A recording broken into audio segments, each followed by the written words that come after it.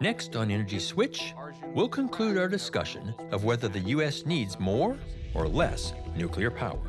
Then why would the governments of Japan, France, and Britain all be making a move back to nuclear? It's because nuclear is reliable, and reliability makes electricity cheap. The most important thing on climate is time. Nuclear cannot do it.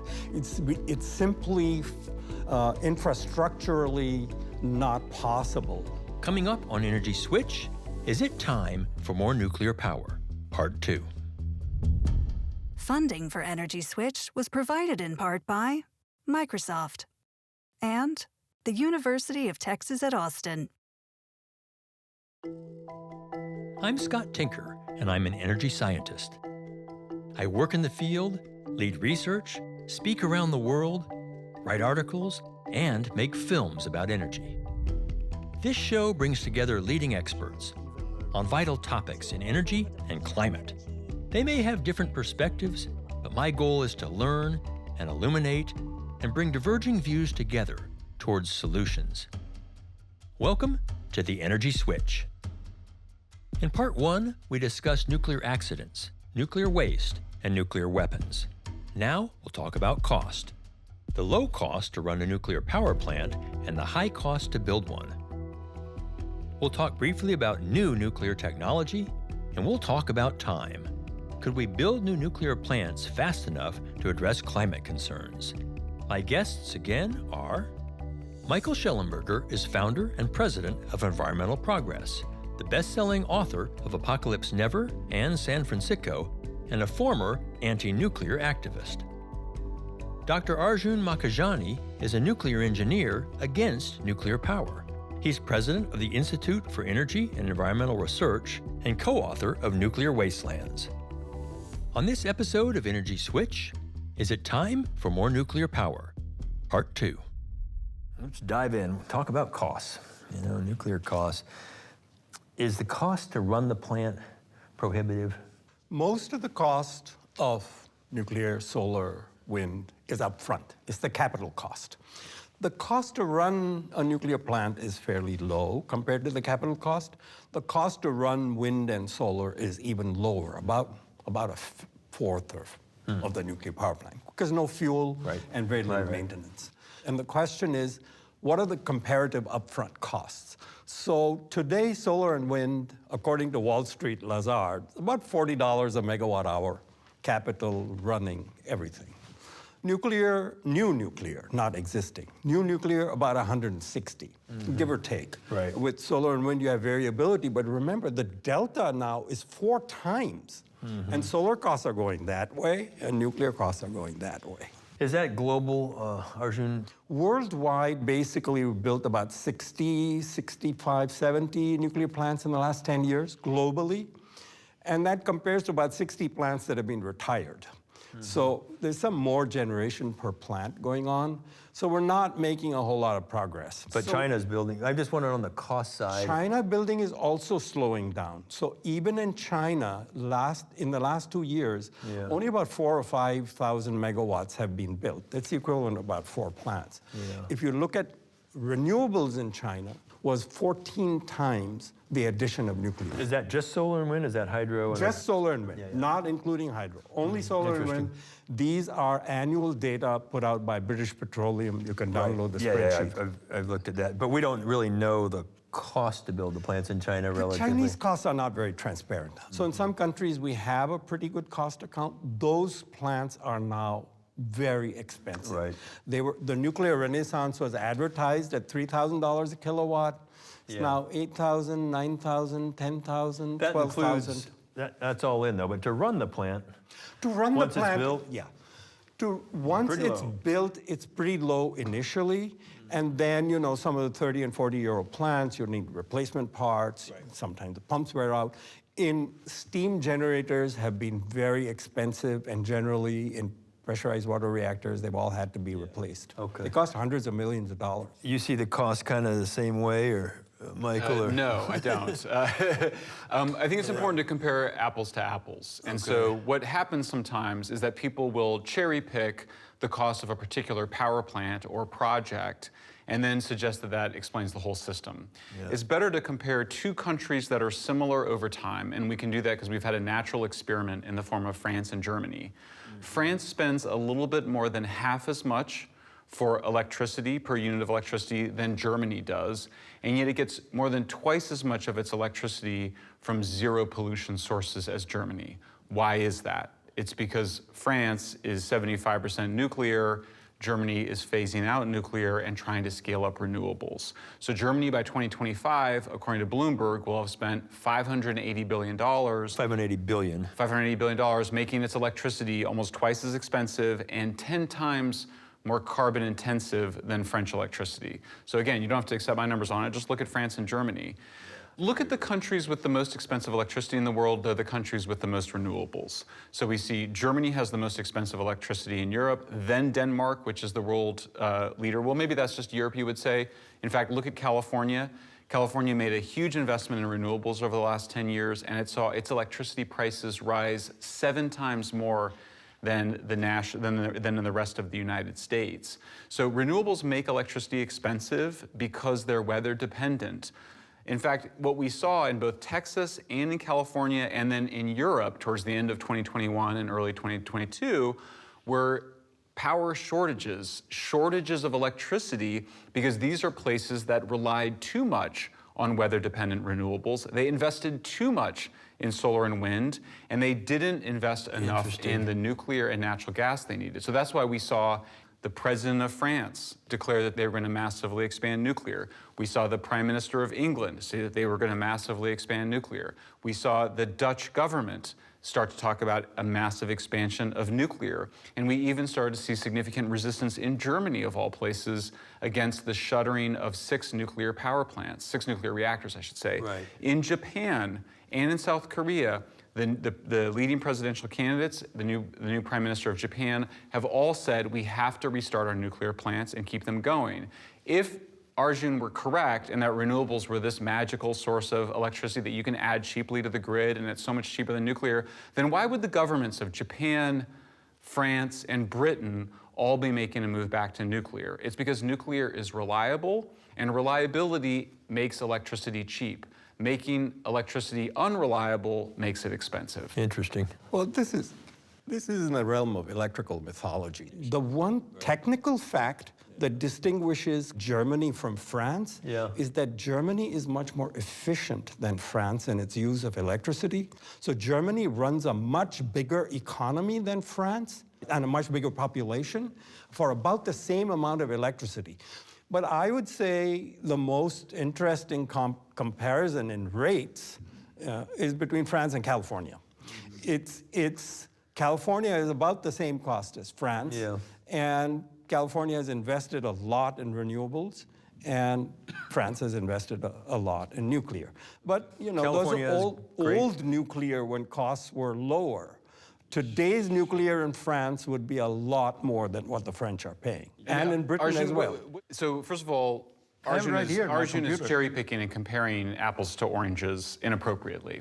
The reason you compare France and Germany is because they're right next to each other, they're similar sized economies, and Arjun admitted that Germany is even more efficient than France, and yet it spends almost twice as much per unit of electricity as France does. So you've got a problem there. We got time issues here, so let's come to cost. Okay. Do we subsidize nuclear power? And is the subsidy needed just nuclear? Let's not go solar and wind or anything else. We subsidize nuclear in lots of ways. Okay. Lots of costs have been offloaded to ratepayers, including costs of all the abandoned construction that was never completed, loan guarantees, Price-Anderson Act. Costs can be hundreds of billions of dollars of an accident, as we're seeing in Fukushima, but the liabilities are limited to about $13 billion.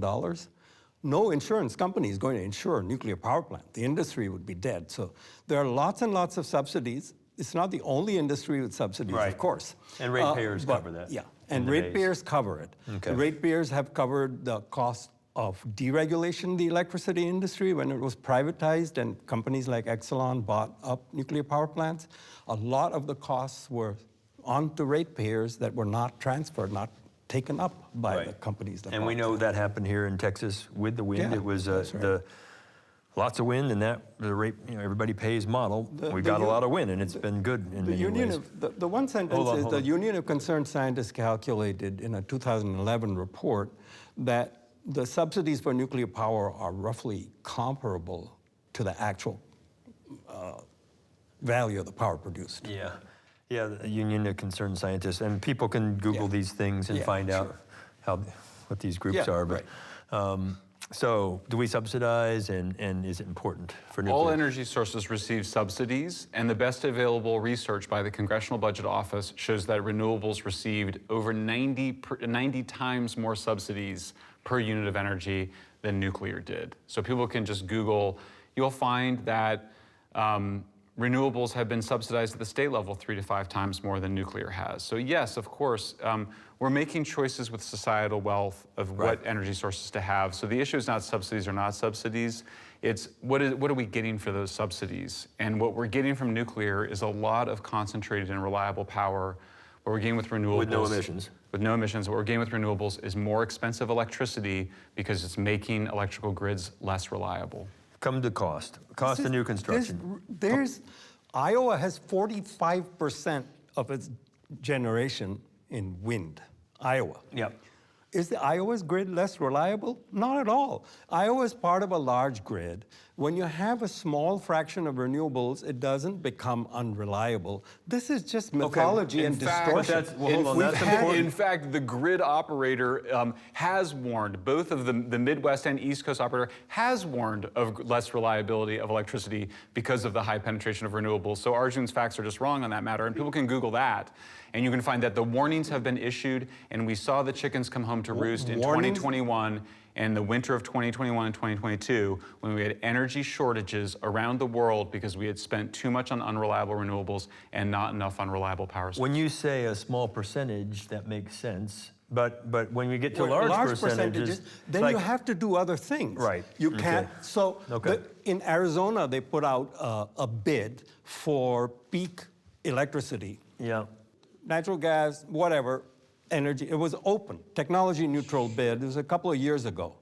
And this was just for the peaking, so the 5 to 10 p.m. period. And the cheapest bid happened to be solar plus batteries, which was what was accepted. Now you have to have the batteries because at 7 o'clock, you're not going to work without the batteries. Sure. New construction, cost of new construction. We haven't built much in the U.S. since 3 Mile Island. What are those costs? And when you think about the expenses, what makes it expensive?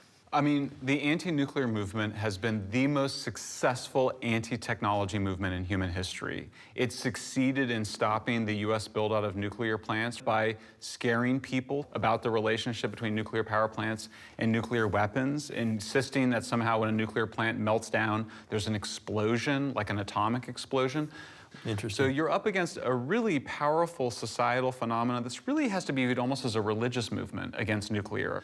Now, when countries do decide to build nuclear plants, South Korea, for example, it was building them cheaper than coal plants. It's just a matter of practice. There's nothing magical. It's just, do you have practice pouring the cement, making the rebar, making the piping? Do you have practice? Because we all know that when you do something once, it takes a long time. You do it second time much faster, third, fourth, fifth, sixth times, and the data show that. So the cost of building new nuclear plants comes down when we build the same kind of plant over and over again. Now, the United States, Canada, Japan, it's the same everywhere. Now, I will say the nuclear industry deserves some blame for this. And the reason is that in reaction to the war on its technology by anti-nuclear activists and renewable energy industry and many fossil fuel interests, they responded by saying, well, we'll change the design again. That is a nightmare for nuclear plant construction. You need to stick with the same design. I think solar actually is a model here. The solar panels we have today are the same, the dominant kind, is the same kind that we had from the 1950s, the same polysilicon kind of solar panels, and they've made them cheap. The Chinese made them cheap not through innovation, not through efficiency. They became 2% more efficient over the last decade. They did it by just producing the same kind over and over again. That's the key to making nuclear cheap. And also safe, by the way. Right. So the cost of nuclear power plants has tended to go up, largely for safety reasons. When 3 Mile Island happened, Costs went up after that because reactors became safer. When there were the scandalous AEC hearings about emergency core cooling in the early 70s, Right. costs went up. Costs went up even in France at that time by 50 to 100%. They weren't very high. They went up much more in this country. The cost of nuclear power plant system as a whole became very high in the 80s. They needed to go up for safety reasons, and we're lucky that they were regulated that way because we haven't had accidents with these new plants. It's been very safe. That's very important. To So the say we things can that- simply go back to some old mythical design and standardize that and it's going to be cheap again is to not live in the real I'm world. concerned we really haven't converged too much on cost of these things. So I'm a true lightning round. What makes building nuclear expensive? Lack of practice and overregulation in the anti-nuclear movement. I mean, we had hundreds of thousands of people in the street protesting nuclear power plants. Each of the three biggest environmental anti-nuclear organizations in the United States have budgets over $100 million a year. So the idea that the anti-nuclear movement had nothing whatsoever to do with the overregulation of nuclear power plants is just silly.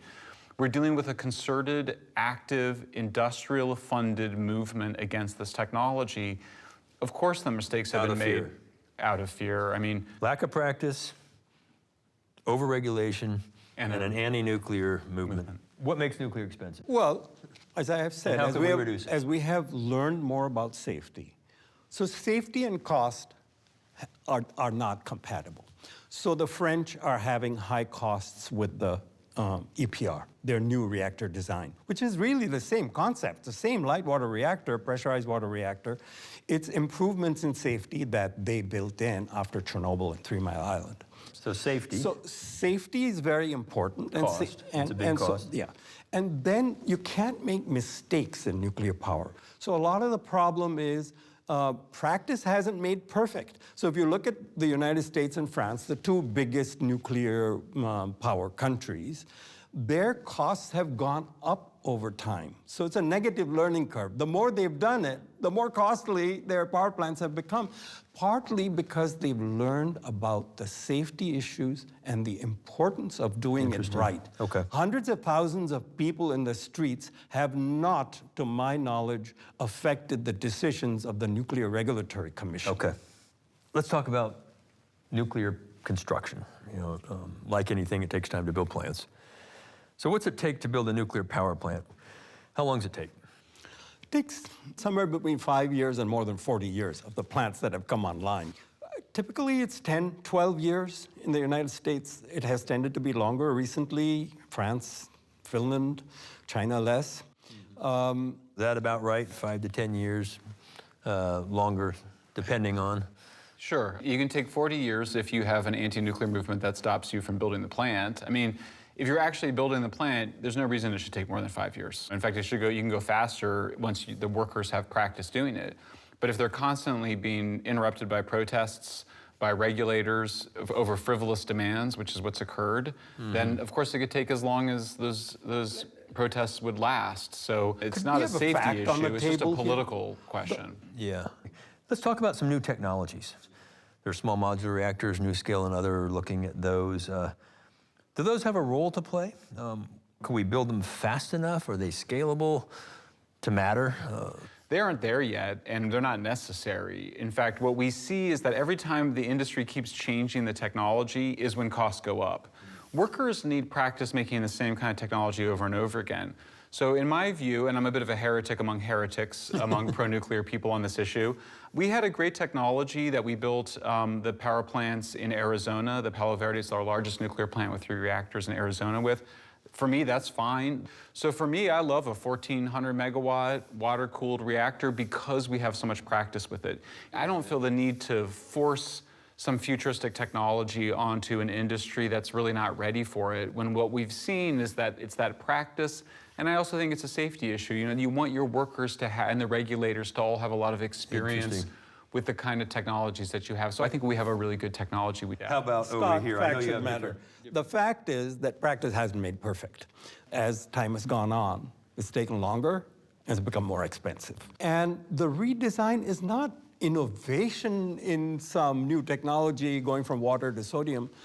It's the same technology that's now taking longer. Pressurized water reactors are the most standard water technology in the world. A light for water reactors. reactor. Light water reactor, Yeah. but now so we're saying we need small modular reactors. The ones on the table are really the same technology repackaged, light water reactors, pressurized water reactors. In 2001, the Department of Energy said we'll be ready with half a dozen new small modular technologies ready to go by 2010. Nuclear Regulatory Commission said a similar thing in 2000. We'll be ready to go by 2015. Now the first small modular reactor is not going to be built until the late 20s. And then you have to build a whole system, mass manufacturing. Yeah. There's no way in which you can actually imagine a nuclear future that lives in the real world, in which you can build up the supply chains, the workforces, and so on. The practice of the workforce isn't the problem. Okay. The workforce had plenty of practice in the 70s and 80s and 90s when lots of power plants were being built. So your concern, Arjun, for climate reasons, is that we can't deploy enough nuclear globally to address the CO2 emissions as a reasonable part of the solution? Is that breaking it down reasonably? That is correct. You look at the Intergovernmental Panel on Climate Change report. They've set sort of a red flag climate imperative in the most recent report. We need to be, 70% emissions-free, CO2 emissions-free by 2030, 100% by 2040, because when you have electricity emissions-free, then you can make cars emissions-free and so on and so on. That's the fundamental of emissions-free. And you cannot get there. Here, the nuclear power is going down. The plants are costing a lot. They're taking very long. There's no way in which the infrastructure and the system can be built up to correspond to even a significantly greater load. It'll take a lot just to keep that 10% going. That's interesting. So nuclear power has declined from 17% of global electricity to 10%. About the same total. Demand has gone up. Yeah. Demand has gone up. So because of demand. Demand has gone up, but the fraction has gone up. Renewables have gone up from 1% to 12% in the same period. Sector. And the demand has gone up for renewables too, of course. Come back to this climate conversation. CO2 emissions reductions, 10, 15, 20 years we have. Can nuclear do it? Yeah, it's the only thing that can. It's the only way. You can't power electrical grids on renewables. There's been a major study of energy returned on energy invested. Renewables only return somewhere between 2 and 4 units of energy per 1 unit of energy invested. Nuclear is somewhere around 50 to 75 to 1. Our modern economy requires at least 10 to 1 energy return on energy invested. So what I worry about is in the name of solving climate change with renewables, we're going to end up really degrading the natural environment, massively increasing humankind's footprint. So you're both very concerned about climate change. Yes. CO2 emissions reductions in the near term. We have different thoughts on how to do that. And you both understand the nuclear power sector. You've come out of an environmental movement and you've changed, which many people don't change the way they think, which is an interesting... I haven't changed in the sense that my values are the same. Right. I remain an environmental activist. My views of the technology have changed. Yeah. I think that you need nuclear power, whereas I used to think you didn't need it because of renewables. Yeah. I used to think renewables were benign. I now understand that they have a much larger impact on the natural environment, certainly than nuclear, but also than natural gas. So what's changed for me is just an understanding of the technology. I also know that my own reasons for supporting renewables in the past really had more to do with my own romanticism and my own neuroticism rather than with any objective view of the technology. And I come to you, Arjun, and you come with nuclear expertise. I have your a whole doctorate in background. nuclear fusion, Yeah, your whole history is in it. But you're arguing that it won't address because of the time frame for the most part. Well, the most important thing on climate is time. Nuclear cannot do it. It's simply infrastructurally not possible for it to do it. So we need it fast, and it's not going to happen. So there have been lots and lots of studies done on high penetration renewable in the last many years. The National Renewable Energy Lab has done. Many technology neutral studies have been done just in the last 12 months. So if you do technology neutral and throw cost and a time constraint into it, Right. what comes out as the most cost effective? Interesting. And new nuclear is not a cost-effective answer with a time constraint in any single one of those studies. My guests agreed the costs to run a nuclear plant are low, but couldn't converge on the cost to build a new one. And they disagreed on what makes them expensive. Is it building in safety precautions, or an anti-nuclear movement that encourages fear and overregulation? I suspect it's some of both. Neither guest liked the concept of new nuclear technology. Michael wants to stick to the same reactor design we've successfully built. He also felt that nuclear is the only no-carbon electricity solution available today at scale. Arjun thinks we simply can't build nuclear fast enough to meet climate goals. However, China is building solar, wind, and nuclear at scale, and doing it fast. It's hard for me to see us reaching global carbon goals without nuclear.